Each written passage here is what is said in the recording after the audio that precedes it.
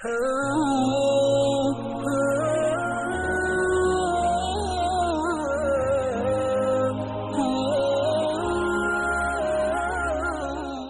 اللہ الرحمن الرحیم حامدا و مصلیہ اما بعد۔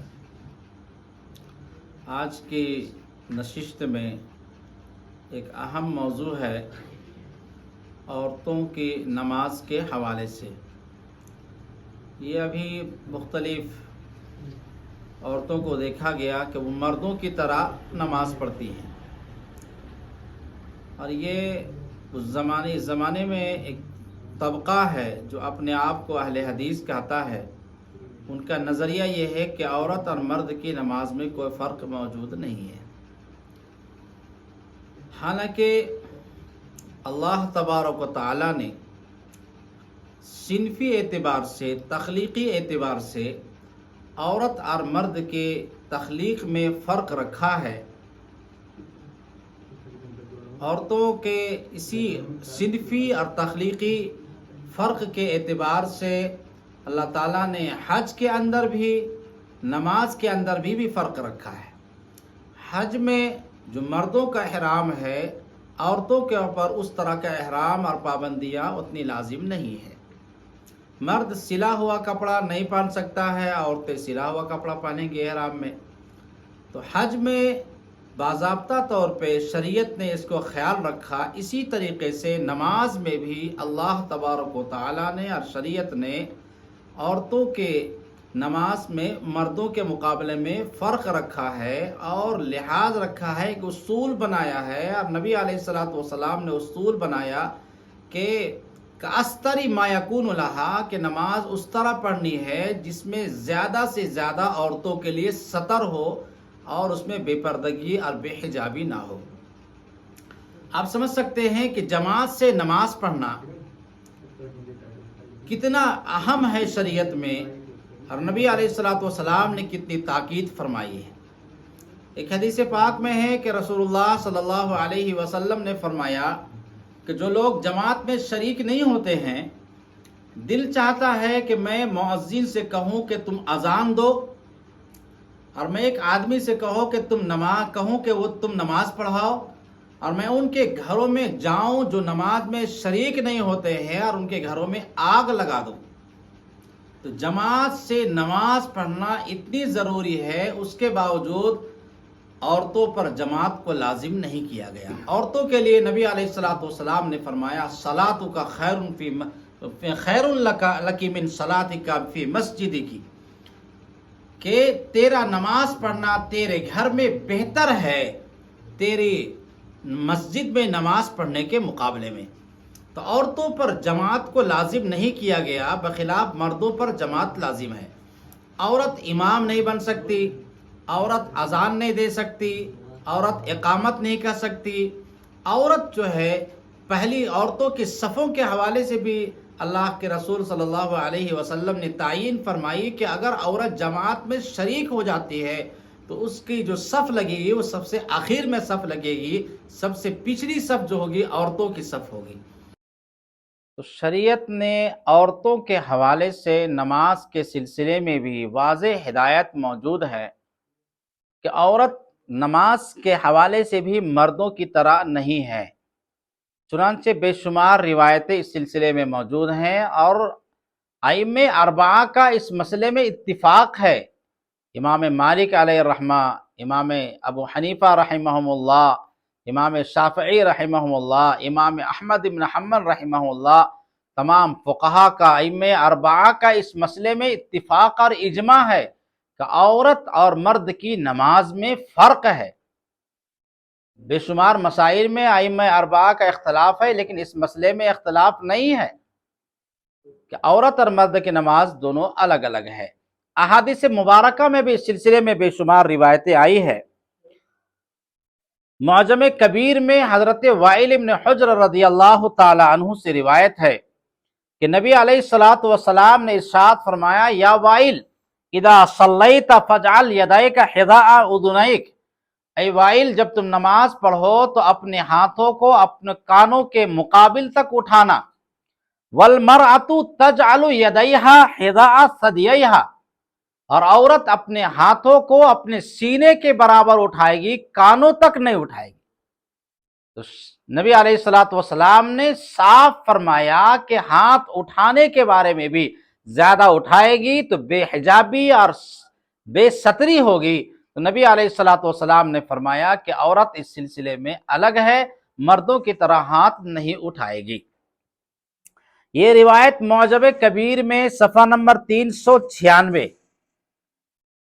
اسی طریقے سے مراسیل ابو داؤد میں نبی علیہ الصلوۃ والسلام کا قول نقل فرمایا ہے کہ مر علی امرأتین تصلیان، کہ نبی علیہ الصلوۃ والسلام دو عورتوں کے پاس سے گزرے جو نماز پڑھ رہی تھی، تو حضور نے فرمایا اذا سجدتما فضما بعض اللحم الى الارض فان المرأة لیست فی ذلک کالرجل، کہ جب تم لوگ سجدہ کرو تو اپنے جسم کے بعض حصوں کو زمین سے ملا لیا کرو، کیونکہ عورت اس سلسلے میں مردوں کی طرح نہیں ہے۔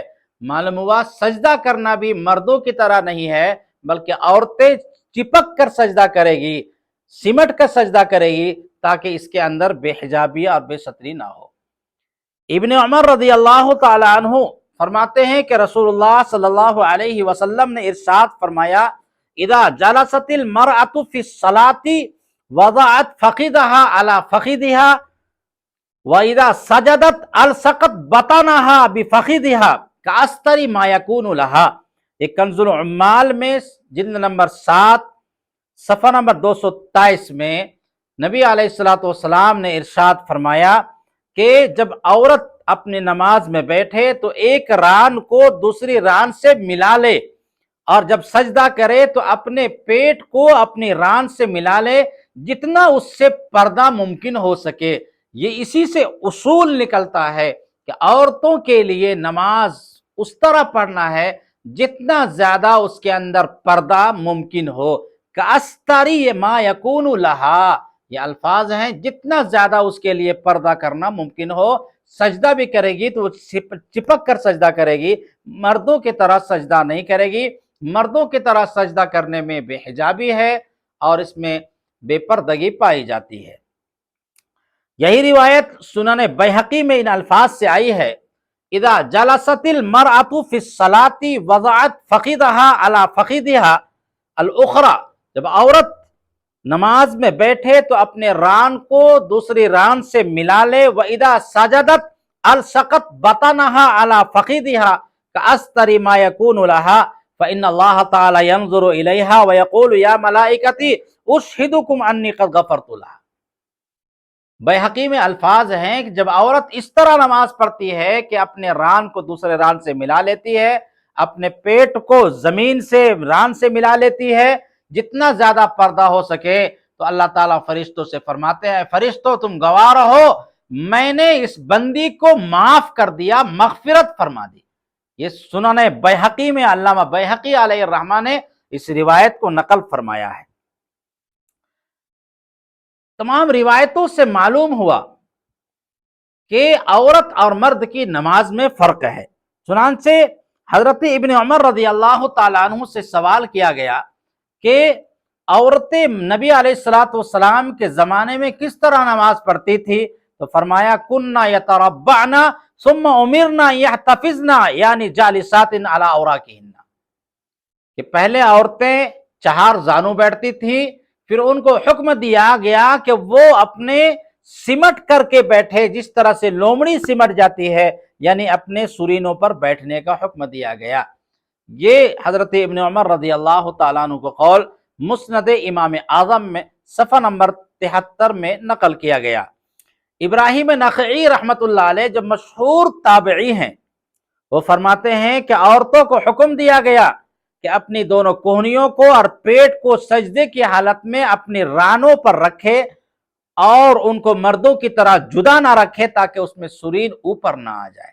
ابراہیم نخعی رحمت اللہ علیہ یہ مشہور تابعی ہیں، اجل تابعین میں ان کا شمار ہے۔ ابراہیم نخعی رحمت اللہ علیہ نے گویا کہ توارث عورتوں کے حوالے سے نقل فرمایا کہ عورتوں کو حکم دیا گیا ہے کہ وہ مردوں کی طرح سجدہ نہ کرے بلکہ سمٹ کر کے سجدہ کرے۔ حضرت عطا فرماتے ہیں کہ حضرت عائشہ صدیقہ رضی اللہ تعالی عنہ سے پوچھا گیا کیا عورتوں کو جانور پر نماز پڑھنے کی اجازت ہے؟ تو حضرت عائشہ نے فرمایا نہیں، نہیں پڑھ سکتی ہے، نہ تو سختی میں نہ تو ہی آسانی میں، یعنی کہ نہ تو پریشانی میں نہ آسانی میں۔ عورت اگر جانور پر سوار ہو کر کے نماز پڑھے گی تو اس میں بے حجابی ہوگی۔ ان تمام روایتوں سے معلوم ہوا کہ عورت اور مرد کی نماز میں فرق ہے۔ چنانچہ تمام فقہا نے، امام ابو حنیفہ، امام شافعی، فقہ مالکی میں، فقہ حنفی میں، فقہ شافعی میں، فقہ حنبلی میں، چاروں فقہا میں تفصیل کے ساتھ عورتوں کے نماز کے حوالے سے فرق کو بیان کیا گیا ہے۔ لیکن اس زمانے میں کچھ لوگ ہیں جو کہتے ہیں کہ عورت اور مرد کی نماز میں فرق نہیں، اور عورتوں کی نماز کو وہ خراب کرتے ہیں، جس نماز کے بارے میں رسول اللہ صلی اللہ علیہ وسلم نے فرمایا کہ اللہ تعالیٰ یہ فرماتے ہیں کہ آئے فرشتوں تم گواہ رہو، میں نے اس عورت کی مغفرت فرما دی جس نے سمٹ کر کے سجدہ کیا، مردوں کی طرح سجدہ نہیں کیا، میں نے اس کی مغفرت فرما دی۔ لیکن اس زمانے میں کچھ لوگ ہیں جو عورتوں اور مردوں کی نماز میں فرق نہیں کرتے، اور یہ کہتے ہیں کہ دونوں میں فرق نہیں، اور ان کی نمازوں کو بھی خراب کرتے ہیں، خلاف سنت وہ نماز پڑھوا رہے ہیں۔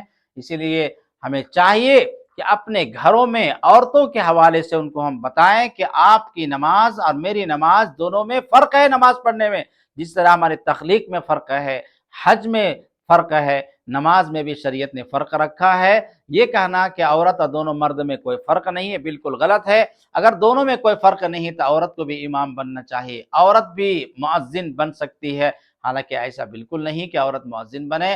عورت جو ہے قاضی اور خطبہ نہیں دے سکتی ہے جمعے کے دن میں، بہت سارے فرق ہیں۔ عورتوں پہ جمعہ لازم نہیں ہے، عورتوں پہ جماعت میں حاضر ہونا لازم نہیں ہے۔ اس کے برخلاف جو مسلمان مرد صحت مند ہو اس پر جمعہ کا پڑھنا یہ فرض ہے، لیکن عورتوں پر جمعہ کے نماز میں پڑھنا یہ فرض نہیں ہے، بلکہ جمعہ کے دن میں وہ ظہر کی نماز پڑھے گی۔ اگر مسجد میں شریک ہو گئی تو وہ الگ چیز ہے، لیکن گھروں میں جب پڑھے گی تو ایسی صورت میں ظہر کی نماز پڑھے گی۔ اس سے معلوم یہ ہوا کہ عورت اور مرد کی نماز میں فرق ہے۔